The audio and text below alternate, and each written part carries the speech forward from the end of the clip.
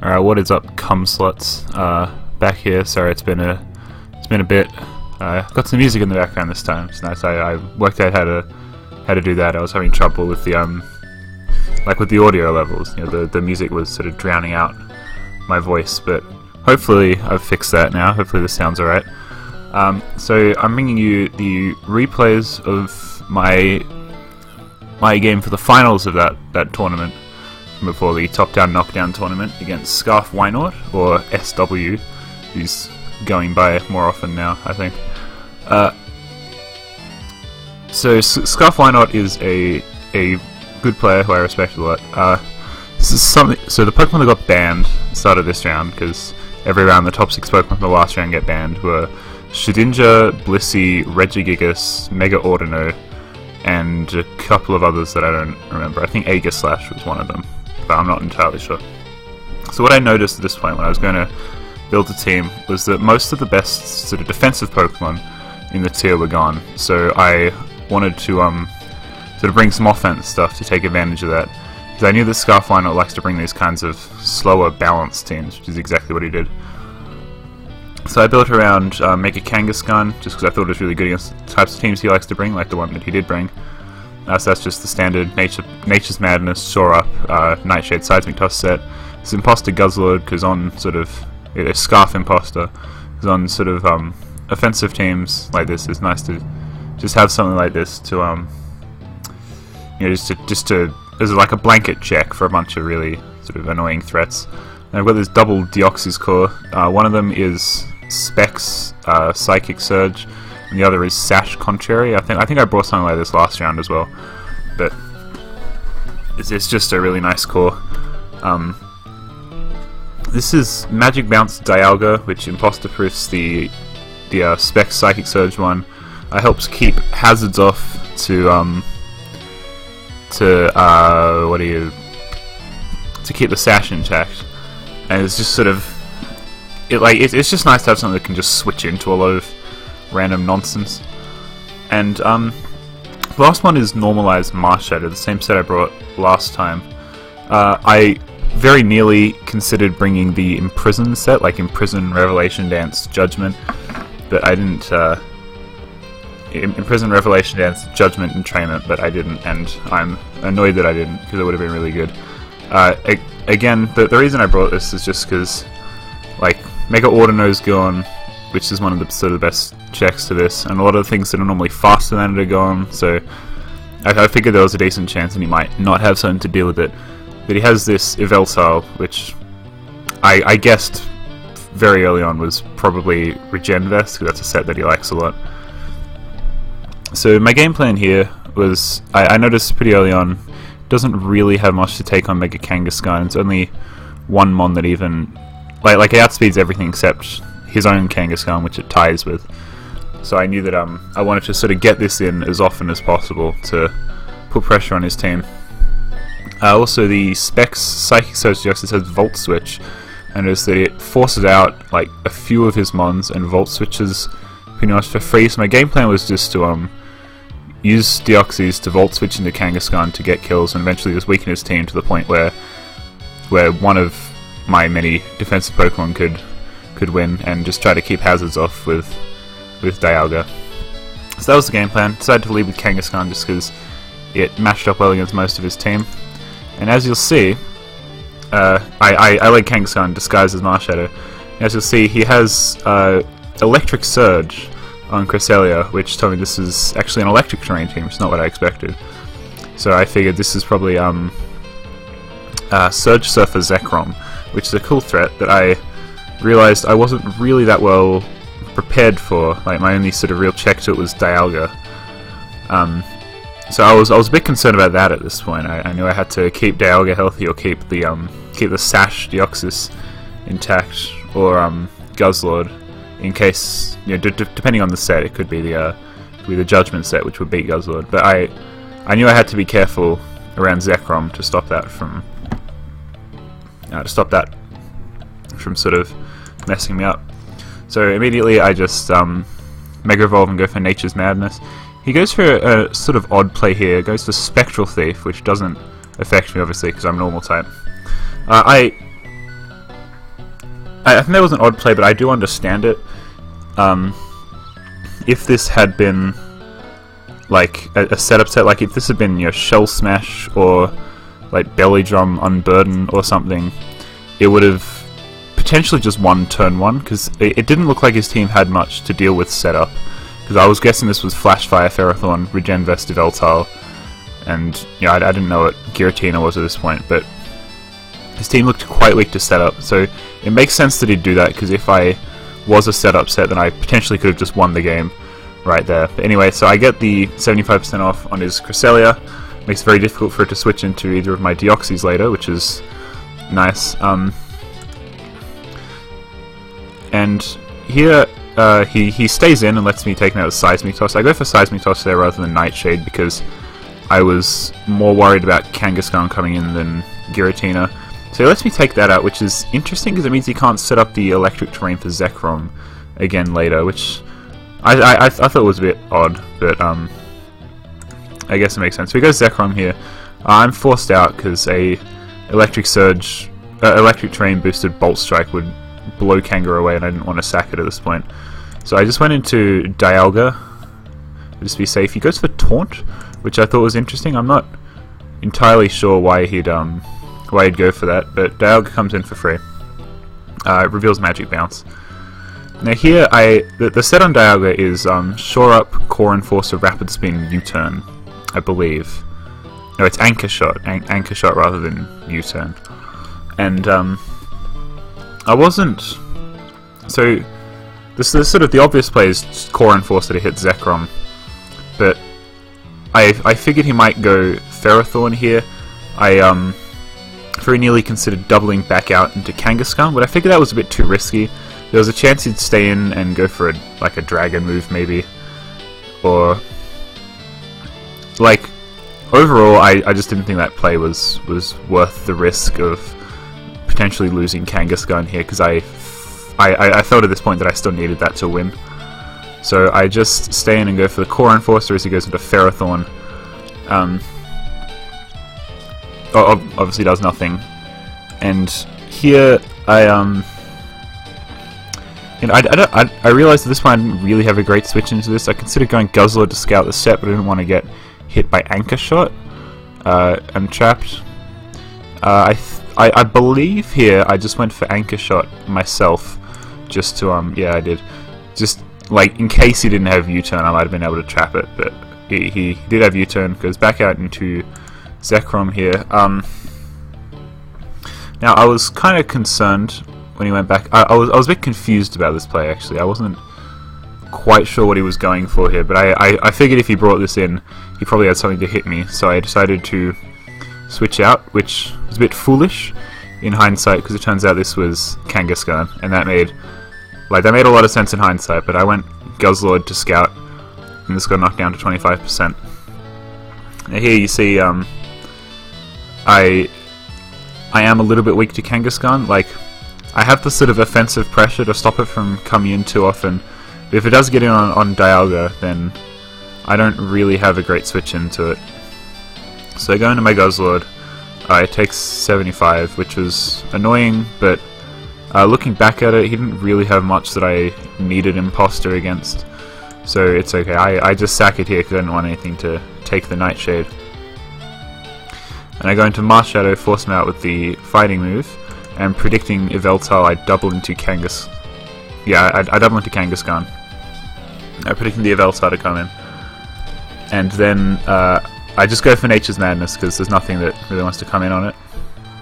As he U-turns, which sort of confirmed to me that he was most likely the Regen Vest set. I know he really likes that set, and it makes a lot of sense on his team. And he runs Revelation Dance on this, which meant that Marshadow was never getting through it. Like, I calced, and my sort of strongest move to hit it was doing like 12%, so I knew there was no chance that Marshadow was doing anything as long as this was alive. But looking at the rest of his team, you notice if this goes down, then Marshadow can put in a ton of work, so I sort of had that in the back of my mind. So he U-turns out into his Giratina. I wasn't sure what Giratina was doing. It had Mold Breaker, so I figured it might be like some kind of shell smash set, and like I didn't have a great switch into that, so I decided to... I didn't have a great switch into that, and I knew it probably couldn't knock out Kanga in one hit, and I also outsped it. So I decided to just go for Nature's Madness here, just to get the damage off, as he sets up a spike, which is interesting. It's a Mold Breaker Hazard set, which is kind of cool. But I get the Nature's Madness off on that, and then just knock it out with Nightshade. So Kanga's put in a ton of work so far. It's knocked the Veltal down to 25, it's taken out 2 Mons. The spike is a little bit annoying because it pops the Sash, but I knew I could probably find an opportunity to spin it away with Dialga later. So he goes into his own Kangaskhan here, and I really considered here, because like, obviously I don't have like a real switch in to his Kangaskhan, but like at the same time I didn't really want to stay in with Kanga, like with my Kanga. You know, I kind of wanted to keep this around, because if it came in on Ferrothorn or Yveltal, I could still sort of get a kill, or Zekrom even could just throw out a Nature's Madness. So I did end up deciding to stay in. I decided to stay in and just get damage off on this. I'm not sure why I went for Seismitoss over Nature's Madness. I think I might have been worried about like missing or something, but that was a bit silly in hindsight. I just stayed in to get damage off. Looking back at it, I probably should have sacked Marshadow. Like I was still thinking, like, if I take out Yveltal, then Marshadow just wins. Like I was thinking I might be able to lure it with Fleur Cannon on the Contrary Deoxys, or like Volt Switch on the other one, and then I'd just win with Marshadow. But in hindsight, keeping Kanga probably would have been more useful. I probably should have just let Marshadow go. But so I go to that now. I just entrainment here, so that the reason I go for entrainment there is it's good if he stays in. It's good if he goes to a Veltal as well, because it removes Regenerator. It means it doesn't heal up again when he goes out. So just sort of revealing my set. Now he goes into Veltal, and I entrainment again to remove Regenerator. And just go out into Dialga to spin the spike away. I think I've kind of lost a lot of momentum at this point. Again, I think letting Kangaskhan go down was a bit of a mistake, because this lets in his Kangaskhan again, which is just a bit annoying. So I hit it with Core Enforcer, removes Parental Bond, and he takes me out with Nightshade. But now he's at 10%, has no what's it called? Has no Parental Bond, so it's not that much of an offensive threat. It shows Kanga still being alive down here, but it's not. That's sort of a it's just an oddity of the way that Showdown displays Illusion Pokemon. In the, like Illusion plus Mega Evolution messes this up, because Showdown's program kind of odd with regards to Illusion. Anyway, at this point, this is the Contrary Deoxys. At this point, I noticed Yveltal's in range of a +2 Fleur Cannon. Ferrothorn is at 78, so it's potentially in range of a +4 Psycho Boost or Moongeist Beam, if I can get that. Like, assuming it's Flash Fire, so I can't overhit it. So I thought I might be able to potentially get something started here. This is a little bit, well, not really. Yeah, never mind. So I just go for Psycho Boost here and take this out. That was a bit of a 50-50, because if he'd gone to Veltal there on the Psycho Boost, it actually would have lived a Fleur Cannon, so I wasn't... So, like, it might have been good to go for Fleur Cannon there, but then if I'd done that, I would have revealed Fleur Cannon, so he might not have gone into a Veltal, he would have gone into a Ferrothorn, which would have forced me out, but I could have gone for Overheat there instead. Then if he'd gone Ferrothorn, then he would have got that in for free and forced me out. So, that play wasn't quite as straightforward as it looked, but I think Psycho Boost was the right move there. He goes to Veltal, it drops to a Fleur Cannon. At this point I'm at +4. Sends out Ferrothorn. Now, yeah, you see there, I missed my Psycho Boost, but Psycho Boost actually did a little bit more than Moongeist Beam at this point, just because it's such a powerful move. Either way, it was a roll. So Psycho Boost was, but Like, I think Moongeist Beam was like a 30% roll and Psycho Boost was like an 80% roll, so I decided to go for that. I'm not remembering the calcs exactly, but I decided to hit Psycho Boost there, and I got punished for it a bit because I missed, but I U-turns out, and he makes an odd play here going back into Ferrothor. I'm not quite sure why he did that, but at this point Moongeist Beam just takes out both Mons, and I won round 1, so that was pretty good. I think I played that game pretty solidly. I kind of misplayed a bit in the mid game. Like, I lost a lot of momentum and I had to sort of sack quite a bit to Kangaskhan. I probably should have let Marshadow go a lot earlier than I did, because I don't think it was really ever gonna I don't think it was sort of realistic to rely on getting rid of a Veltal. So anyway, I'm in round 1. Let's go to game 2. You'll notice my team is not that different overall from the last one. I built 3 sort of similar looking teams, but he's running something very different. So the set that I built around here was the same Choice Band Tough Claws Pheromosa set that I used last round, which I thought was even better this round because Aegir Slash was gone, so there were no ghost types around. Most of the fairy types were gone. There really wasn't there really sort of wasn't much obvious that really took it on. So I just thought it'd be a strong mon to bring, and as you can see against his team, he's got 3 fighting weeks. Groudon and Guzzlord both get 2-hit KO'd by close combat. And he has the what's this called? Dawnwings, Necrozma Dawnwings, which I'll get into that later. So here's Furcoat and Megina, just to imposter-proof both Pheromosa and this Yveltal set, which is it's a very odd Yveltal set. It is Trick or Treat plus Pursuit, which is actually a classic Hackmons set that I decided would be fun to use here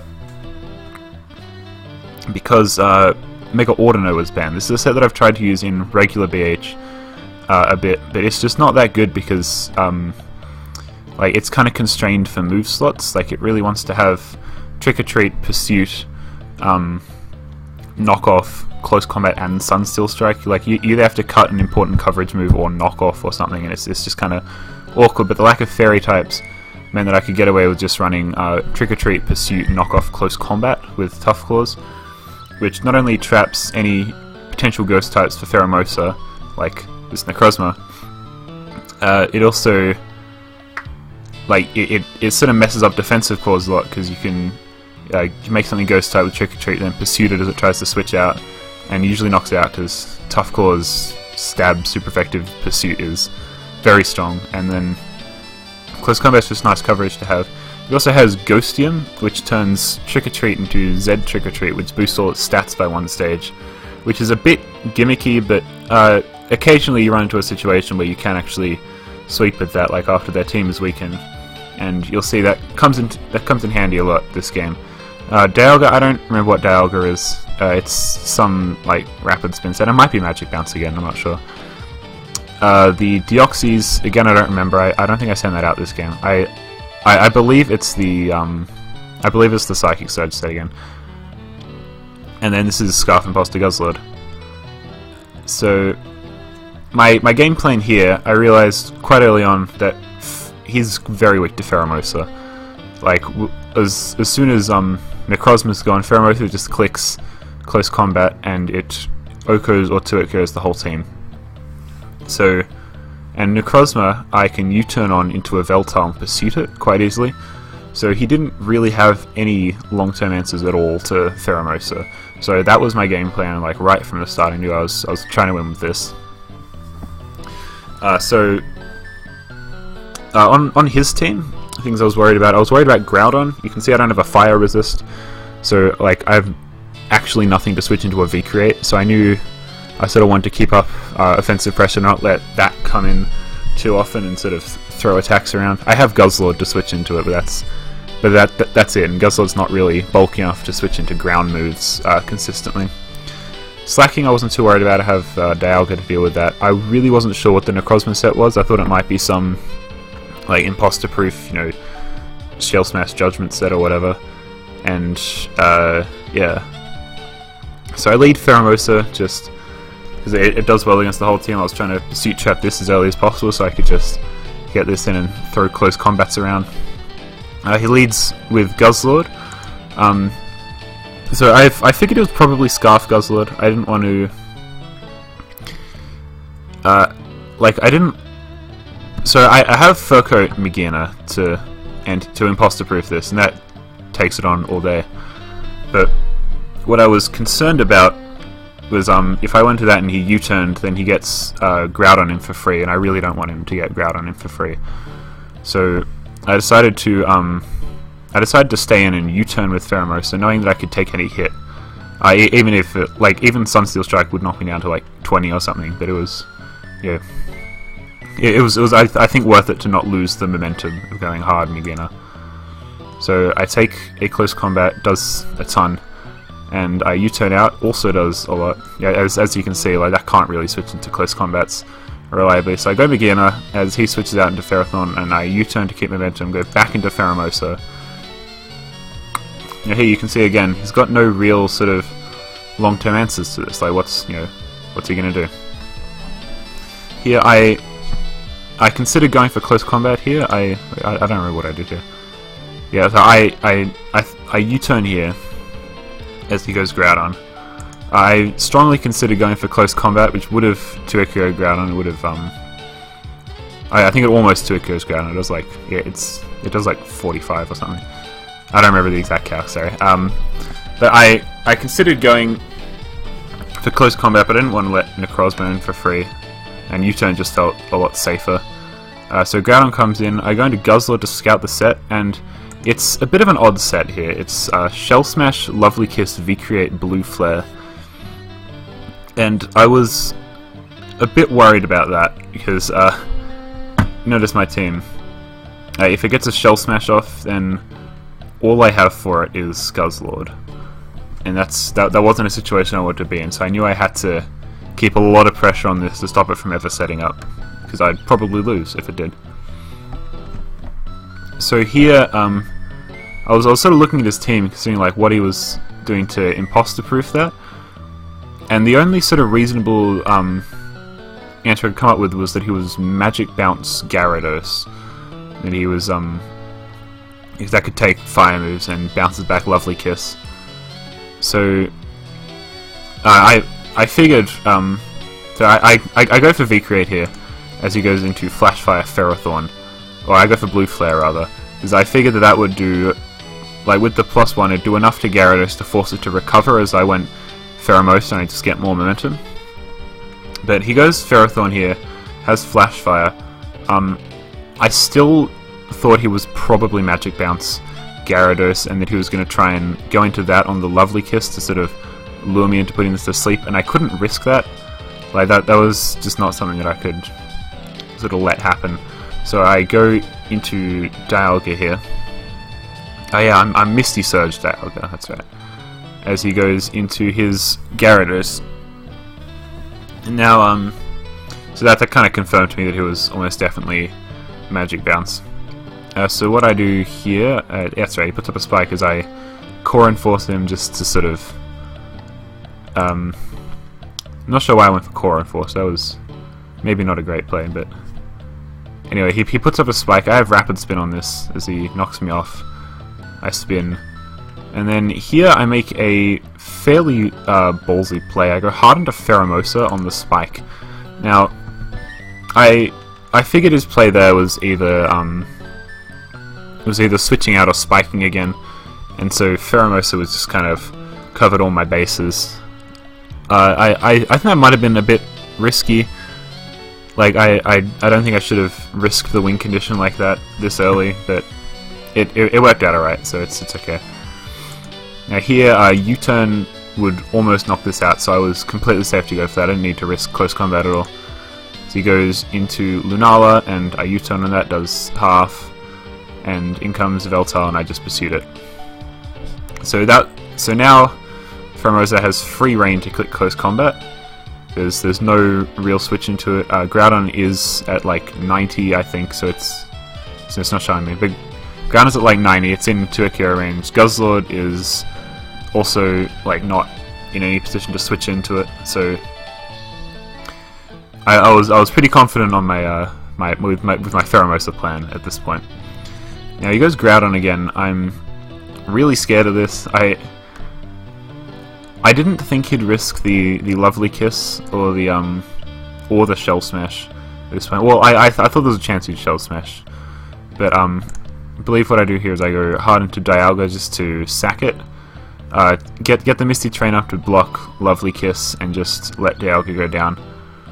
And then I go back into a Veltar, because at this point, with him at -1, my thinking was I could just go for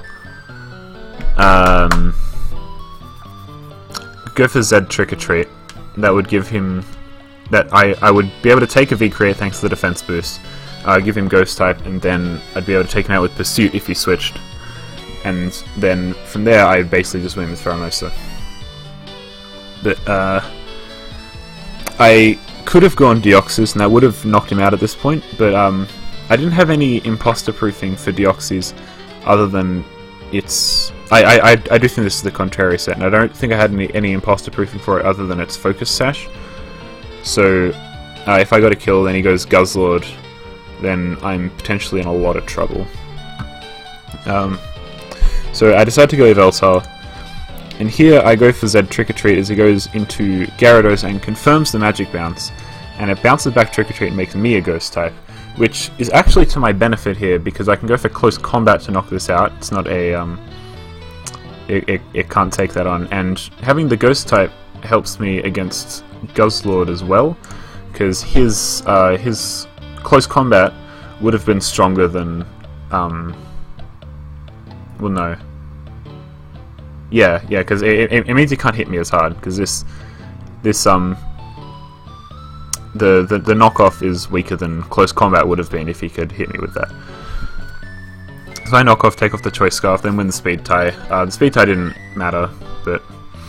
So, you notice now, Guzzlord's down, Necrozma's down. Now it's just, you know, Pheromosa, all Pheromosa needs to just click close combat a few times and win is for Groudon to be weakened, and that's exactly what I did. I just clicked close combat. The crit didn't matter, it would have been in range of Pheromosa anyway, so I'd had a V-Create, and then I just go Pheromosa, I just click close combat 3 times, and win the game, and the tournament. So, yeah, that was a fun match. It was a fun tournament overall. It's a shame that not more people signed up for it, but you know, oh well. So GG's to Scarfwynaut. Those were fun games, and should really come up with an outro for these before time, because every time I get to the end of my video and I have no idea how to end it. So